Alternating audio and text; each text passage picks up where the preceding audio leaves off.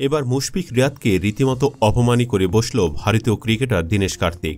বিপরীতে আবার তাকে কড়া জবাবই দিয়েছেন ইমরুল কায়েস। চলতি চ্যাম্পিয়ন্স ট্রফিতে লড়াইবিহীন 2 হারে বাংলাদেশের বিদায় নিশ্চিত হয়ে গেছে।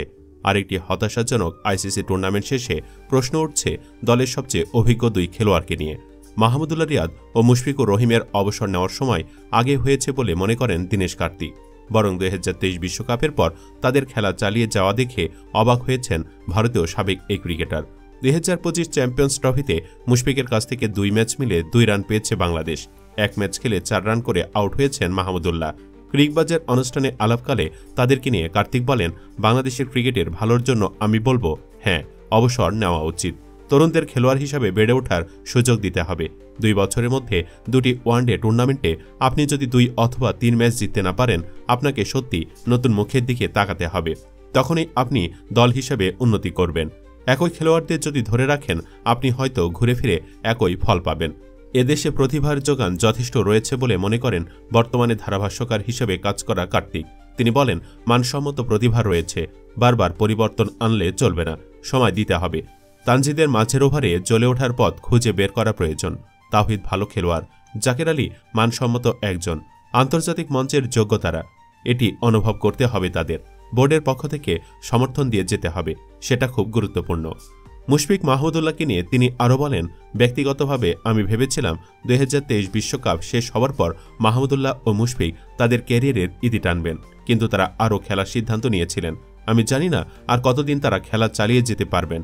খেললে আমি খুব অবাক হব, কিন্তু তারা আমাকে অনেক অবাক করে। হয়তো তারা আরেকটু খেলবে, তবে আমি মনে করি কোনো না কোনো সময় তাদের তরুণদের জন্য পথ খুলে দিতে হবে। এদিকে ইমরুল বলেন, দেখেন, মুশফিক মাহমুদুল্লাহ দুজনই বড় প্লেয়ার, তাদের নিয়ে আসলে আমার কথা বলাটা ঠিক হবে না। তবে এটাও ঠিক যে মানুষ ওদের থেকে আশা করে। আমরা কলিগ বা বন্ধু হিসাবে আমরা মুশফিকের প্রশংসা করতে পারি, বা তার বিপক্ষে কথা বলতে গেলে আমাদের অবশ্যই একটু হলেও খারাপ লাগে, কারণ প্লেয়ার হিসেবে অনেকদিন আমি তার সাথে খেলেছি, মানুষ হিসেবে তার সঙ্গে আমার সম্পর্ক ভালো। তিনি বলেন, আমি যতটুকু জানি মুশফিক খুবই পেশাদার ক্রিকেটার, মাহমুদুল্লাহ। তবে মানুষ ওদের থেকে অনেক বেশি কিছু আশা করে। মানুষ চায় এরা ম্যাচ জিতবে, এদের হাত ধরে বাংলাদেশ ট্রফি জিতবে। আমিও চেয়েছিলাম এদের হাত ধরে ট্রফি আসুক, তাহলে বাংলাদেশ ক্রিকেটের একটা লিগেসি হবে যে এরা বাংলাদেশকে ট্রফি এনে দিয়েছে। এদের ক্যারিয়ারও শেষ দিকে। কাল বিরাট কোহলির কাছে সবাই সেঞ্চুরি চাচ্ছিল, তো এই ব্যাপারটি সবাই চায় ওরাও ম্যাচ জেতাক। ওদিকে থেকে তারাও চেষ্টা করছে, হয়তো কোনোভাবে হচ্ছে না। ইমরুল আরও বলেন, রিয়াদ ভাই এক সিরিজ আগেও ওয়েস্ট ইন্ডিজে খুব ভালো খেলেছে। আমি আশা করি তারা নিজেরাও এটা বুঝতেছে। আপনি যদি পারফরমেন্স চিন্তা করেন, তাহলে রিয়াদ ভাইয়ের বাদ পড়ার কথা না। উনি ওয়েস্ট ইন্ডিজে 3 ম্যাচে ভালো খেলেছে, এখানে প্রথম ম্যাচ খেলে নাই। এজন্য ওনাকে জায়গা দিতেই একটি পরিবর্তন করতে হয়েছে। একটা ব্যাপার হচ্ছে, এই ধরনের প্লেয়ারদের নেওয়ার ক্ষেত্রে বা বাদ দেওয়ার ক্ষেত্রে একটা বড় সিদ্ধান্ত হয়ে যায়।